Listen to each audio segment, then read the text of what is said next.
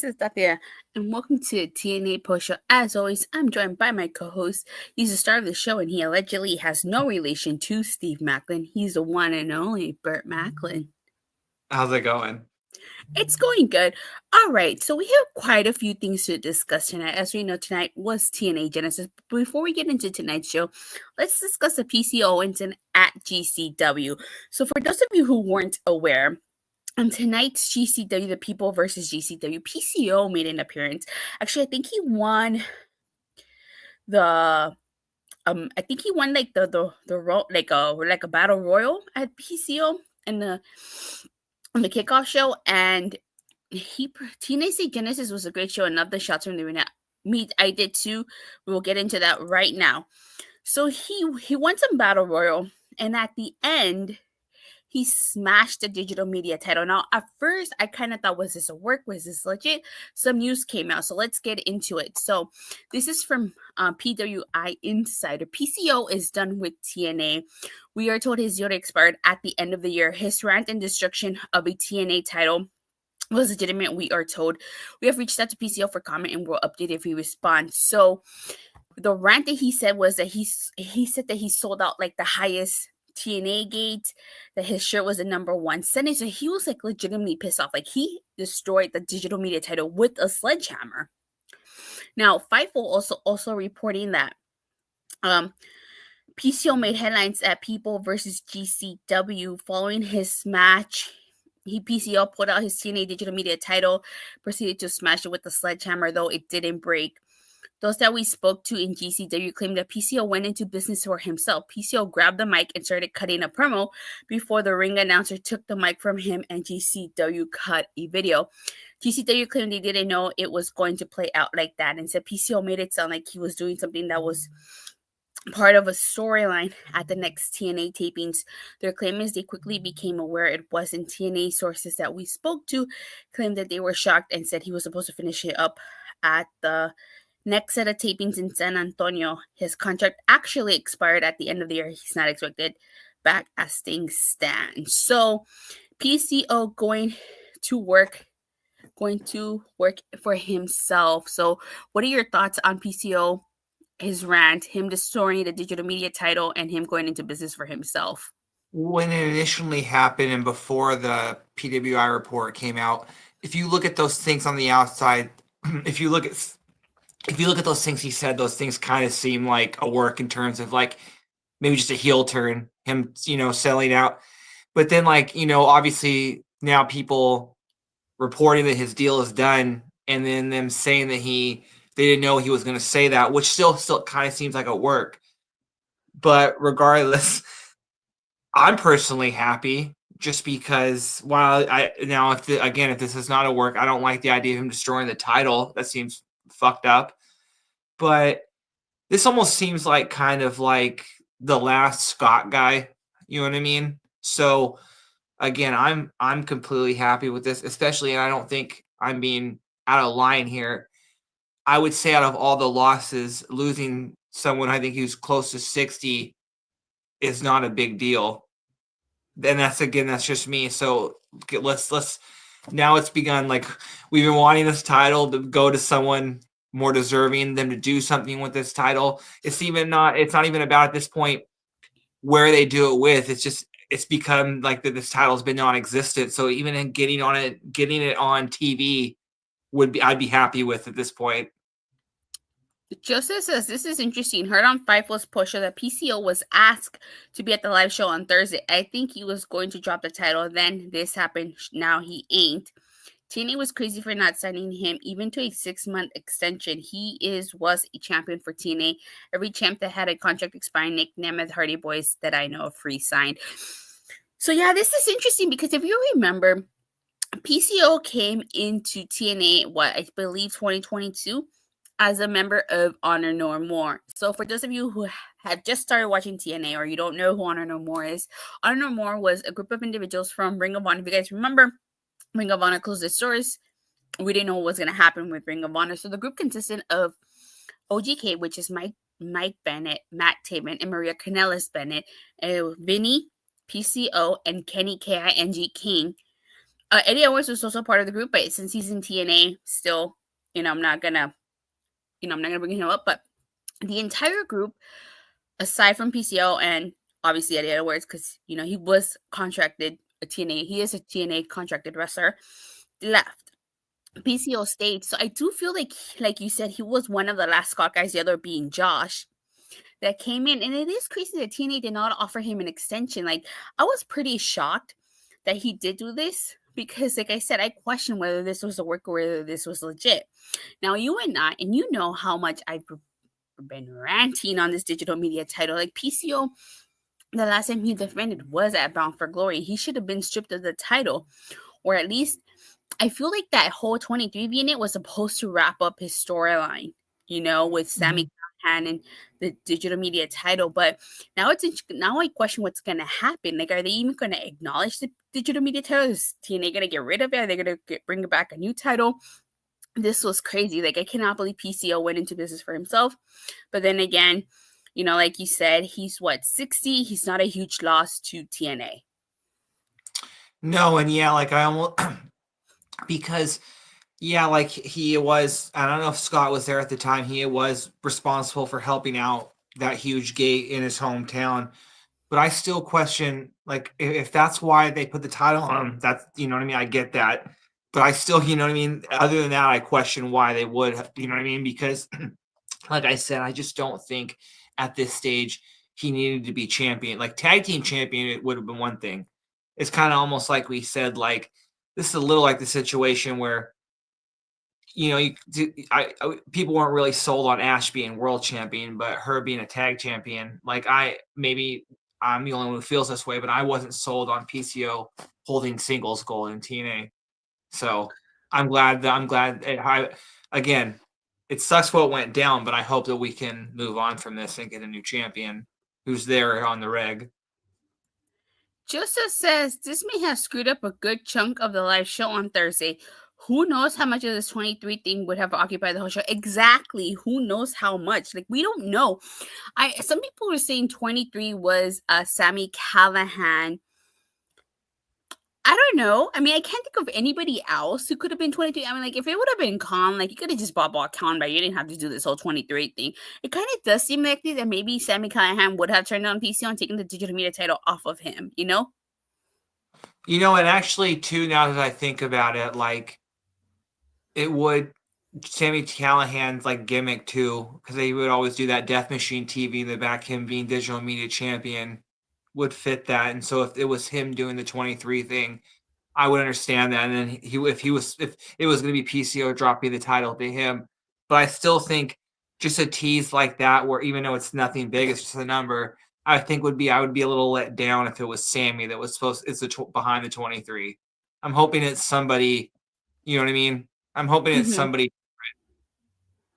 Well, I'm hoping that we still get an answer as to who was, the 23, and that doesn't really like get dropped because of this incident. But I do think that, something must have happened that set PCO off, that he went into business for himself. I kind of think that, like, maybe it was being left off the card. Like I said, like, the last time he defended the digital media title was at Bound for Glory. He hadn't really defended. Maybe he didn't like, and I've mentioned this, maybe he didn't like the fact that he was teaming with Sami Callahan while being digital media champion. Like I said, like, that should not have happened while he was digital media champion. Wait, lose the digital media title, I have no problem with him teaming with Sami Callahan, Mm-hmm. So I don't know, but things did get interesting. Hopefully we do find out who 23 was. If not, it is what it is, Mm-hmm. Yeah, but overall, I have to say, like, I was shocked that this happened. I like I said, I thought it was work because I'm like, oh, okay, well, TNA Genesis is on. What a great way to get some publicity, but I guess not. Yeah. Yeah. Good point. Well, what was that saying? No, publicity is no publicity, no bad publicity, something like that. Yeah, no publicity is bad publicity. Yes, there it is. Alrighty, so now with that being said, let's get into TNA Genesis. So, Let's start off talking about the main event, which is the TNA World Title match, Joe Hendry versus Nick Nemeth. Prior to this match, we had a little busted open segment with Santino Marella. Basically, they were giving their opinions on who was going to win the match, and Ryan Nemeth interrupts, and Santino Marella bans him from ringside. Now, when the match starts, we find out that Ryan Nemeth purchased a ticket, and he was a fan. Like, who hasn't done that, right? Yeah, that's an old trick. That's an old heel trick. I have to say, like, Ryan Nemeth is kind of growing on me. I think he's doing a really good job of playing this annoying character, you know? The way he said "my brother" was very annoying. So yes, I agree with you. Over and over again, the way he was saying it. Yeah, he's pretty annoying, and he's doing a really good job.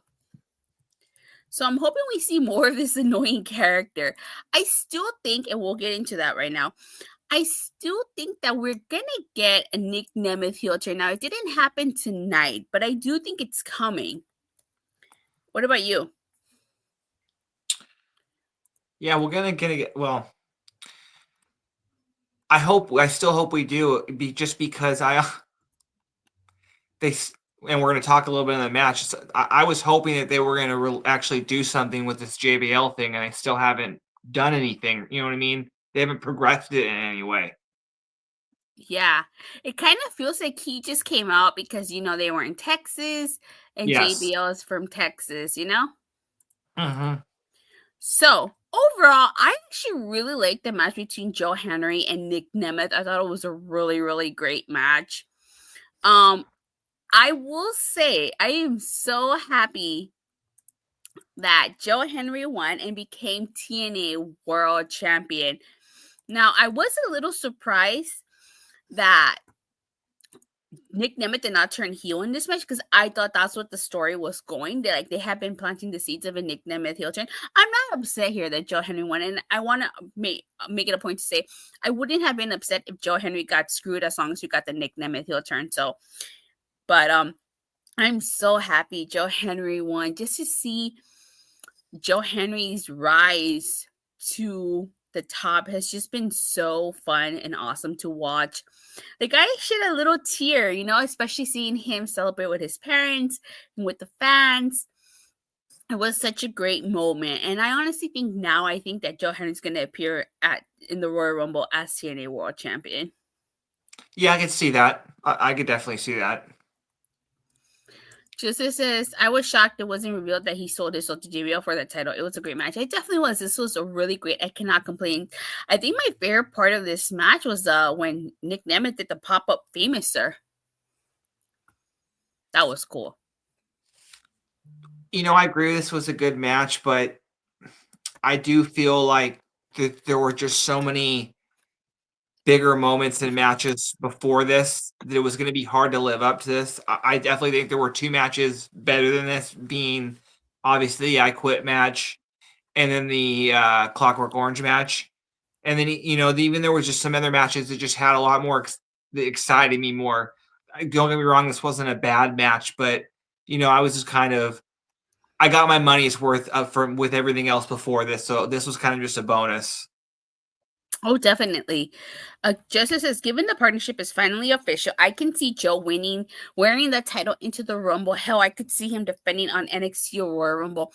I could see defending him on NXT. I could definitely see him entering the Royal Rumble with this world title. But nevertheless, I'm so happy for Joe Hendry.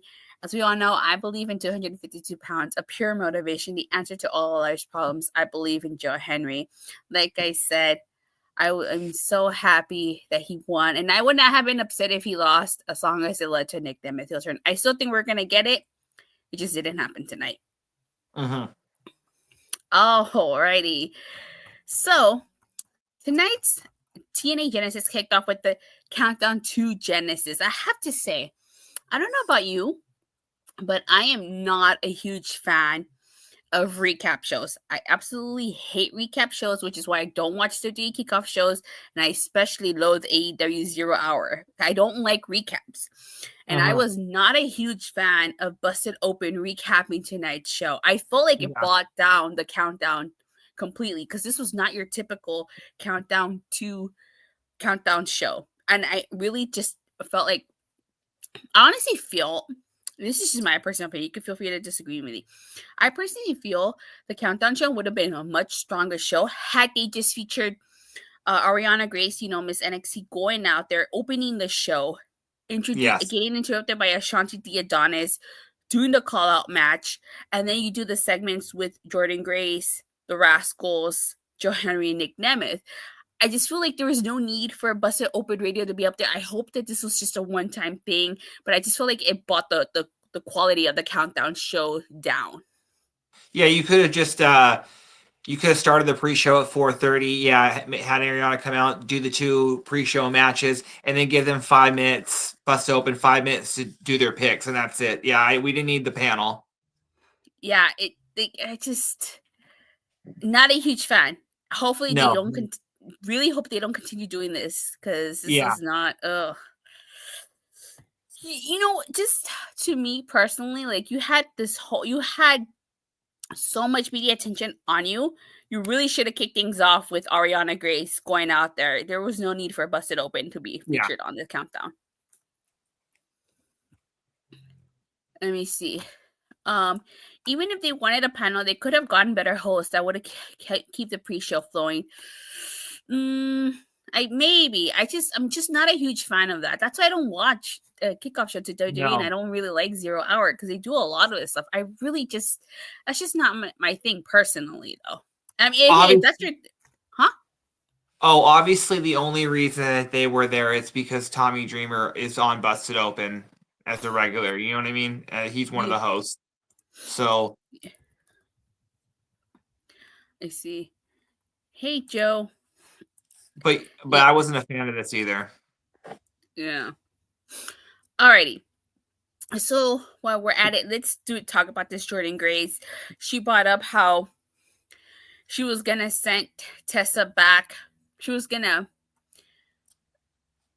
teach Tessa some respect. She was gonna send Tessa back to where she came from, and then there's a reason why Tessa has a separate locker room. I will say I did like these promos because they build towards the match.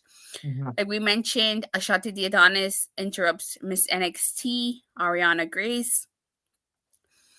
And he issues an open challenge, which leads to Jake Something versus Ashante the Adonis. This was a good match. Great showing by Jake Something. I don't know if we'll see more of Ashante the Adonis, but this was a really great match with Jake Something. Jake Something looks strong out there. Yeah. So let's get the Rascalz talking about their match with the Hardys, and Joe, Hendry, and Nick Nemeth talking about their respective matches. Like I said, I really did like these promos, and I did like that they were trying to they were talking about their match. But again, last thing before we move on to the match, we didn't need Busted Open Radio for this. No. All right, so the second match we had was Frankie Kazarian versus Leon Slater. As we know, Frankie Kazarian attempted to bring Leon Slater under his wing. Now, Moose and JDC did interrupt prior to this match, and JDC was going to be on commentary for this match. Now, he took off his shirt and gifted Matthew Raywall a jacket. And JDC on commentary was hilarious, if you ask me. So funny. So I thought this was a good match. Obviously, we both said Frankie Kazarian was going to win, and this was right. Leon Slater losing would be okay because he's not winning the X Division title anytime soon right now. No. So I didn't mind this. Frankie Kazarian ended up winning with a handful of tights. So he cheated to beat Leon Slater. But yeah, again, and that was JDC did distract him. So yeah, but I do like how if they do the typical route of Leon Slater turning heel and maybe kind of joining Kazarian for a while, I like how the seeds are being planted, especially the way Kazarian won, just kind of cheating like a veteran would, you know what I mean? So yeah, I like this. JDC did say he was scouting Leon Slater, so we'll see. Interesting. Mm-hmm. All right, so the main card kicks off with the X Division title match, Moose versus Ace Austin. Moose promising us the debut of a new X Division title fit for him, and there it is right there. Pretty much looks exactly the same. The only thing is that it's orange. Uh-huh. So, your thoughts on the new X Division title? Yeah, I don't really notice too much of a difference. I think the X is bigger. I don't remember the X being there. It's prominent on the outside. But yeah, again, I kind of almost forgot. This was another match I thought, because this match was, it's the opening match is usually it needs to deliver, and this was a really good opening match. Ace looked like a main eventer to me, and he didn't win, but it took multiple spears, and yeah, this was a really good match. Or whatever. It got the system on the side. Also, nice surprise. Oh yeah, Mackenzie Mitchell doing the ring announcing tonight. I don't know if this is permanent or if it was just a one-time thing, but I think she did a great job. I did as well. So in regards to Moose versus Ace Austin, this was such a fantastic match. Like, this was a great way to kick off TNA Genesis. I really like this. Mm-hmm. No surprise, Moose was victorious here, and then because the entire system was out there. Brian Myers, Eddie Edwards, Lish, JDC. And then at the end, Steve Maclin and Eric Young came on. They attacked the system. And this actually led into Steve Maclin and Eric Young versus Eddie Edwards and Brian Myers. But before we get into that match, no surprise, a Moose won. He was going to introduce a new version of the X Division title. So, of course, he was going to retain. I do still think that Leon Slater should be the one to take the X Division title off of Moose. As of January? As of tomorrow, I think we officially have 9 months left for him to turn 21. So that clock is ticking. I actually kind of think that Ace and Moose are going to have another match, and I think Ace is going to get it done in the rematch whenever they do that. And so and I honestly think Leon Slater versus Ace would be a better match, but just more a quicker, you know what I mean, a more of a typical kind of X Division match. But yeah, no, I don't think the story is over. You know what? Now that you mentioned that, okay, I think you're right. I could see another match happening. Maybe you're right. Maybe it will be Leon Slater versus Ace Austin, but I do know that Leon Slater does have to win that title before Bound for Glory. Yeah. All right. So you could see Maclin and Eric Young versus the system. And this was actually another great match. If you ask me, Lish. Shout out to Matthew Raywall for acknowledging that Lish has been an integral part of the system and crediting her for their success. She really, Lish does not get enough credit for her role in the system. Like, she's been such a great part of the system. Like, she really has been. Yeah, I made sure to tweet that he said that, just because I that was something that stood out to me as soon as he said that, and I'm glad he said that, because yeah, she's a key part of the group. Yeah, exactly. Like, she plays a role really well as the first lady of the system, and she doesn't get enough credit. So, and because it seems like they're going with Maclin and Eric Young as a tag team, and maybe the names aren't as well known or established yet, but this does really remind me of, just in terms of depth, the tag team division when AEW first started. That was kind of like their cornerstone, just in terms of the depth that they had there. That was like the division they put the most focus on. And yeah, you just look at all the names that are in and how deep it goes, how deep that list is. TNA's tag division is really good right now. We need a tag team name for Steve Maclin and Eric Young. Let us know some suggestions in the live chat. We'll read the best ones in the air. I thought Eric Young called them something last week. I think I want to go back and watch, because I remember he said some word. Yeah, he did. I don't remember. I got to check through my notes, but he did say a word. The Renegades? Yeah, he's like, this is Renegade, and I'm like, that's a really good name. You know what I mean? Just so yeah, I hope that you know what I mean. I like that, and right now too, I like that because them as a team, because I just think that they don't have Steve Maclin positioned near the world title right now. Not like he's not a future world title champ again, but they need to have him something near the top to do. You know, him being a tag team champion, with Eric Young, I'd like that. Same.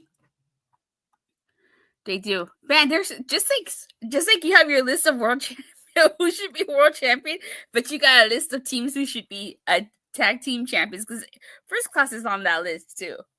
Yeah, I think they're taking the titles from the Hardys first.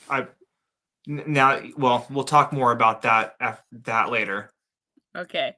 So speaking of tag teams, you get the TNA Knockouts tag team title matches: Spitfire versus Heather and Ash by Elegance, who, might I add, got booed even though they were wearing Dallas Cowboy cheerleader outfits. It's probably because they rooted for the egos. I don't know what the history between Philadelphia and Dallas is. If someone can fill me in, I would greatly appreciate it. Well, they're in the same division of football, and Dallas lately the Eagles have been kicking Dallas's ass. So, and the Eagles have won a Super Bowl more recent than Dallas has. So that is some heel work to dress up as a cheerleader of the that's city. heel 101. Of the city you're performing in, and then cheer for the opposite team. That is some grade A level heel work right there, if you ask me. Division Viral was reckless. Reckless was trying to either suck up or piss off the crowd. I think they did both. I really like the outcome of this match the more that I think about it.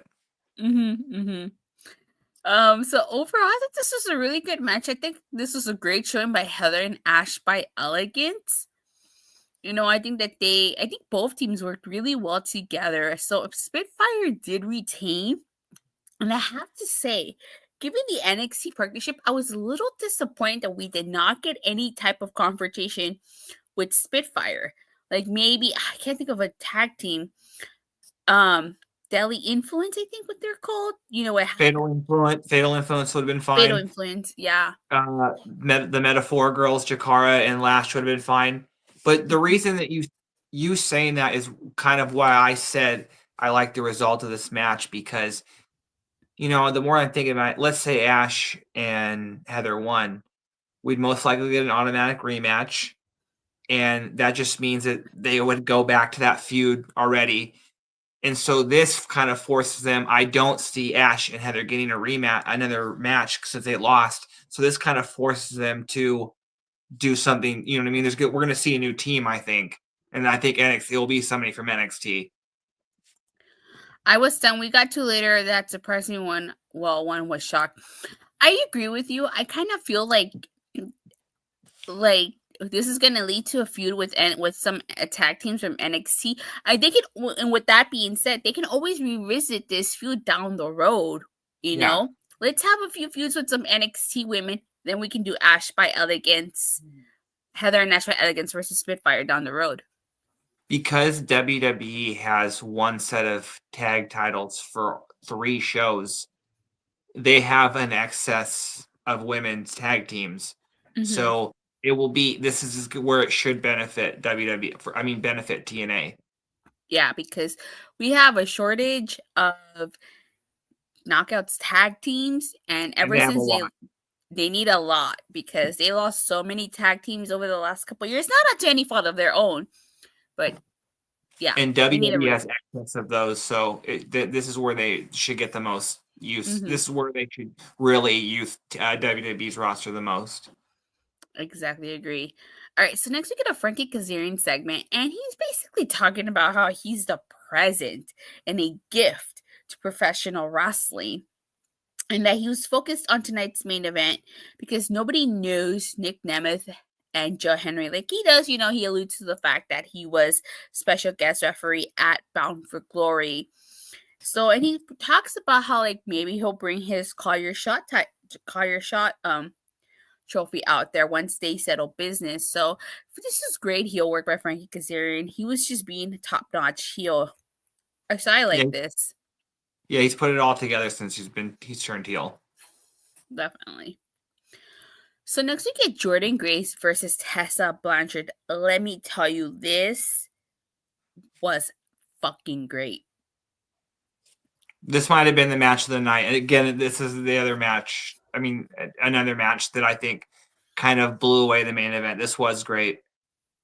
I'm not going to get into with how I feel about the outcome, but yeah, this match was very good.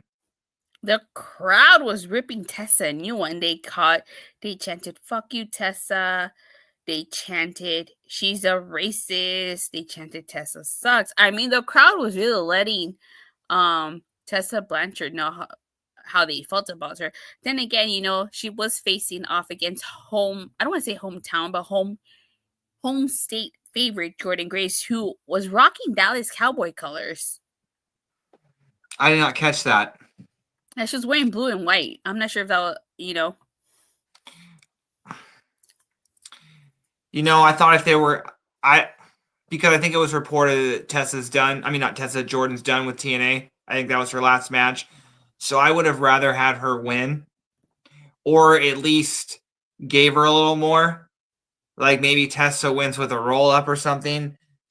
But yeah, if that's true, Jordynne's the first ballot TNA Hall of Famer, Mount Rushmore of knockouts. You can make an argument she's Mount Rushmore of men and women wrestlers in TNA. So yeah. Before we get into Jordynne Grace's contract status, Tessa Blanchard did win this with the Bulldog to Jordynne, and then Magnum, which, like I said, this was a great match. Just the same, first off, Jordynne and Tessa killed it. The fans hijacked the match. They wanted Jordynne to get her farewell win. Fans called Tessa racist. I love the fact that the match told the story, saying Blanchard is taking back the knockout submission, and Grace's contract is up with speculation going to WWE. Saw a pic of Tessa and La Rosa Negra from 19 minutes ago where they made up privately. Tessa grew as a person and she got kudos from her other wrestlers like Gail Kim and Diamante. So I was pretty surprised that Jordynne Grace didn't get the win here, especially this is being her home state. But it is reported, Mike Johnson, a PWI insider, does report that tonight was Jordynne Grace's final night with TNA. So I think she's going to end up appearing in the Royal Rumble as an official member of the WWE roster. And also, too, Fightful Select says that Jordynne Grace is effectively done with TNA. She lost her TNA Genesis match to Tessa Blanchard at the show, which most in the company expect to be her last date. Fightful Select had confirmed that her deal was up in January 2025. We're told Gail Kim was the producer of Tessa Blanchard versus Jordynne Grace. So there you have it. It seems like it's being reported that tonight is her final night, which is kind of sad because I did think that her final night would be in San Antonio, but you may see the fact that the NXT TNA partnership, Grace is superior. I could see that, but I don't know. We don't know if it involves the main roster. So if Jordynne Grace goes directly to the main roster instead of NXT, I don't know if she would appear more often. But I will say, I didn't watch when TNA, when Jordynne Grace came in. I started watching, for just of you that know, I've only been watching TNA. It'll be 5 years this July since I've been watching TNA. I started watching TNA July of 2020. And right from the beginning, I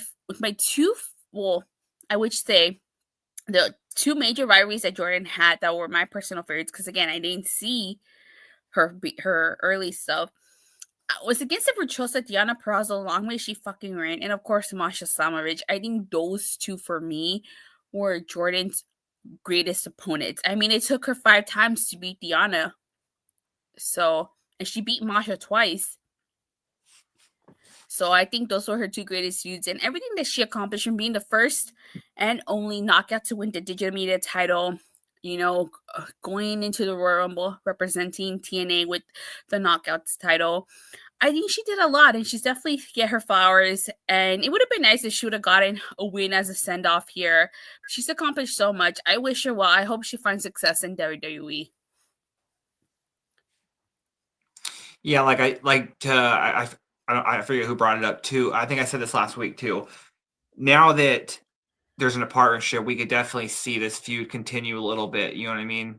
Even if Jordynne does go to WWE, since there's a partnership. So yeah. Jordynne Grace accomplished a lot in a short amount of time. I can see her doing a WWE run, but ending her career with TNA. Yeah, I could see that. Gracie's time on Pro. 6 years is a long time. I'm sorry, 6 years is a good amount of time. Yeah, Gracie Tam on promos, so the speculation is NXT first for a while.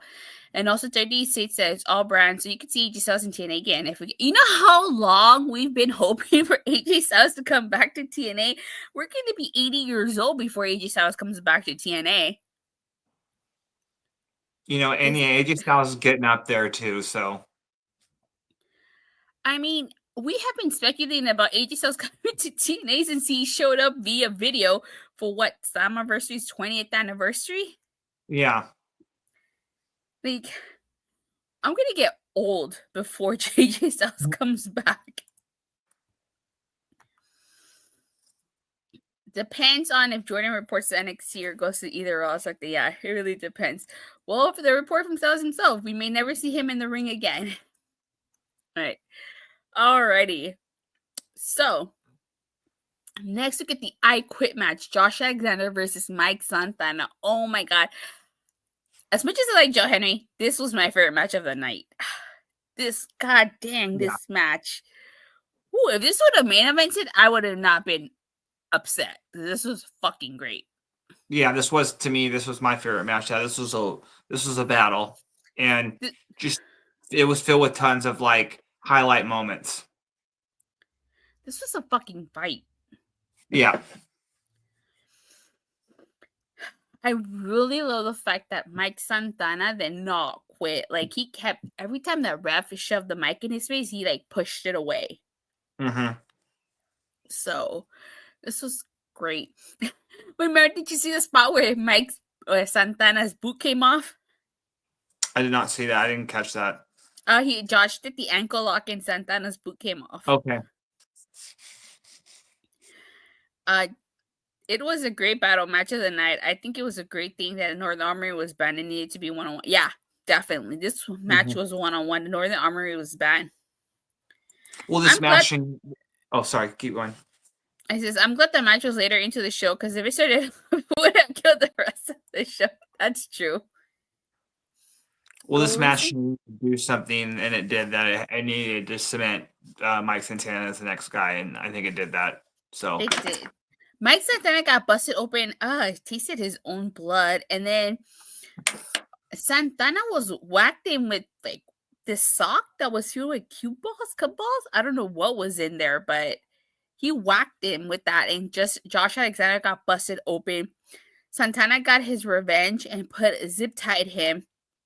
Josh told Mike that he would never be the guy. And just as he was about to put, I'm assuming Mike Santana would have pressed Josh against the steel steps, Josh actually quit and Mike Santana was victorious. Hi, Vincent. So, and then at the end, Santana grabs the mic. It tells Josh to face him like a man. And Josh says that, Josh actually shakes Santana's hand here. He says he quit and called Santana the new standard of TNA. Not only did he quit tonight, but that he quits TNA too. Now, before anybody gets talking, before I finish, before Josh Alexander himself confirmed on Chris Van Vliet's show that his contract was up February 15th. Before anybody says anything, it was said on commentary that Santino Marella would address Josh's comments on Thursday. In an exclusive, Santino Marella told Josh that he is contractually obligated to appear this Thursday on TNA. So it seems like Josh quitting TNA tonight means he was kayfabe. Yeah. As Mike Johnson, a PWI insider, reports that Josh Alexander announced that he not only quit the match, but he was quitting TNA. Alexander's deal is coming up, and he will be a free agent by mid-February. So, again, this is all kayfabe.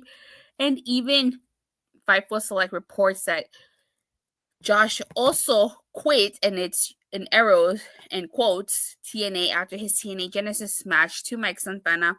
Though many in TNA expect him to be finishing up with the company soon, his deal actually runs for a number of weeks until mid-February. So, before anybody says, "Oh, Josh is going to be at the Royal Rumble," I mean, he could be technically with the partnership, but settle down, people. He's still contractually obligated with TNA at least until February 15th.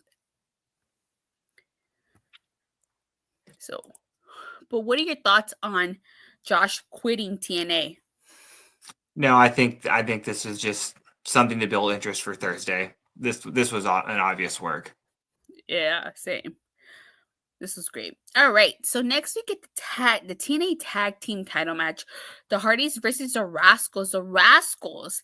Oh, before we actually, I forgot to mention, Mike Santana paid homage to Eddie Guerrero with his gear. Love it. Me too. Even though they weren't in El Paso, they were still in Texas. So we get the TNA Tag Team Title match, the Hardys versus the Rascalz. The Rascalz paying homage to the Hardys with their gear. You know, they were wearing Jeff's sleeves and stuff like that. Maria Garcia Saya says Alexander and Ethan are getting the North back together next season. You know, I'm really I'm surprised they missed an opportunity to include Ethan Page during this. Mm-hmm. The best the Hardys have looked a long time in the ring. So before this match started, Fraxium, Nathan Frazier, and Axiom, who are currently the NXT Tag Team Champions. See, I may not watch NXT Weekly, but I know who the champions are, okay? Mm-hmm. They came out with chairs because they were going to watch this match, but this was a really great match with the Rascalz and the Hardys. I do like the tease with Fraxium and the Rascalz, Fraxium and the Hardys. Now, of course, the Hardys were victorious. No surprise there. A crispy video package plays. And then we also find out that this Thursday, the Rascalz, who apparently were number one contenders for the NXT tag titles, are going to face off against Fraxium this Thursday for those NXT tag titles. Your thoughts on this match, your thoughts on Hardys winning, and your thoughts on the Rascalz, smoke them if you got them, facing off against Fraxium this Thursday.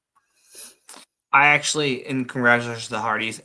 Because again, that match was, I think we're going to see the Rascalz maybe get a run with the NXT titles. And I actually think we'll end up seeing First Class be the ones the Hardys put over. But yeah, no, I do. I can't wait for the Rascalz versus Fraxium.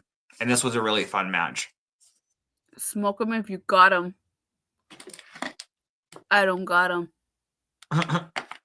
I never got him. I don't know why I always say that. Mm-hmm.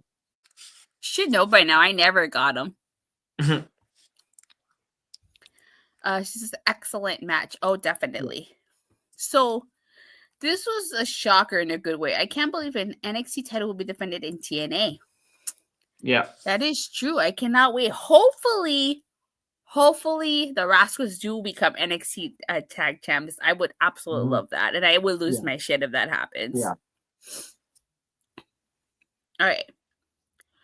So next we get a Clockwork Orange House of Fun match for the knockout title, Rosemary versus Masha Slamovich.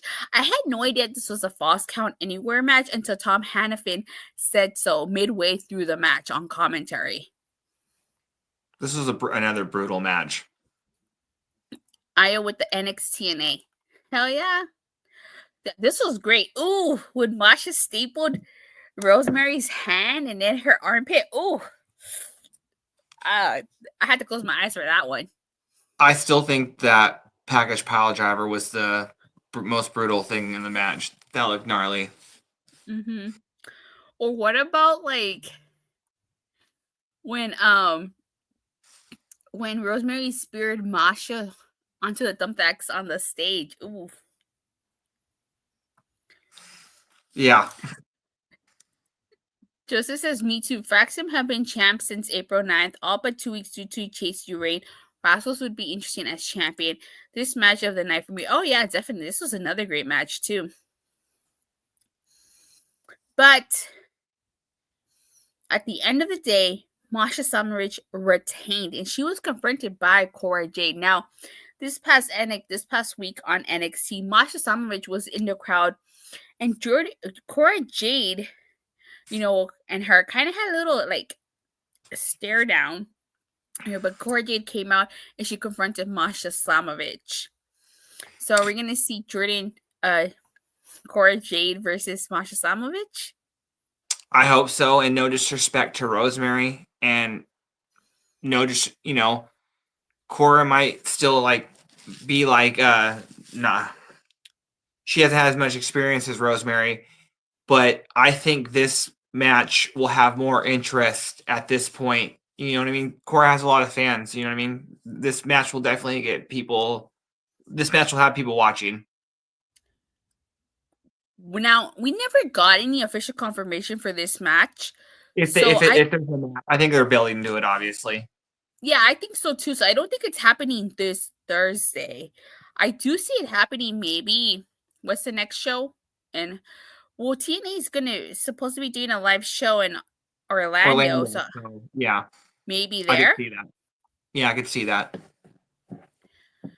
Joseph said these two ladies were right. The right ones to make history in the match for the knockouts. Did we bring up the PCO stuff? Yeah, we did. That was the first thing we talked about before we got into the show review. You could rewind and watch us talk about it at the beginning.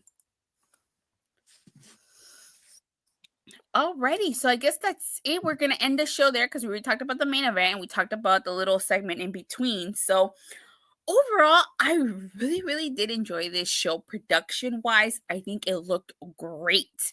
Really liked the video package that we got for Rebellion, but this was minus the some stuff on the countdown. This was a great show.